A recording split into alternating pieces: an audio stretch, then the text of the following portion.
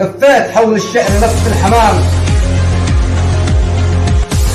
يقول لك الحسيني ليت الغلا ينكتب، حرام لك تكتبني غلاك.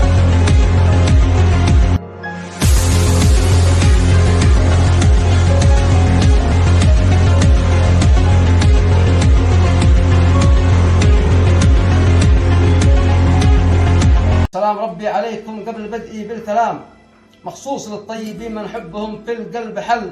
في خاطري أبيات من قبل أيام، طيب الخاطر وتشفي العلل، وهاجسي معروف بالاهتمام، وحروف شعري من حلاها لا تمل. من قراها أو سمع قال يا سلام، طاح منه الهم يا ناس والثقل. لفيت حول الشعر لف الحمام، وأيقنت أن الشعر ناقص ما اكتمل.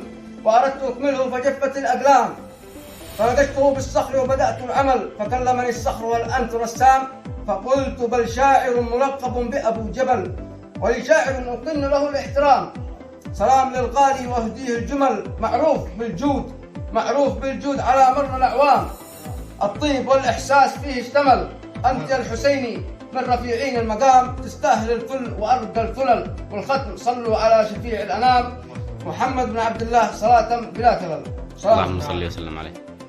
يقول لك الحسيني ليت الغلا ينكتب، حرام لك تدمي غلاك، لكن الغلا شعور واكيد يوصل لك شعوري حبيبي. ترى ما هو ضروري اني اكون دايم معاك، اهم شيء اني ما اتركك في الوقت الضروري، عند اللزوم بجيت. وانا الحسين الذي علق احلامه وجاء، ما انا من اللي اذا احتجت له يقول ايام سوري.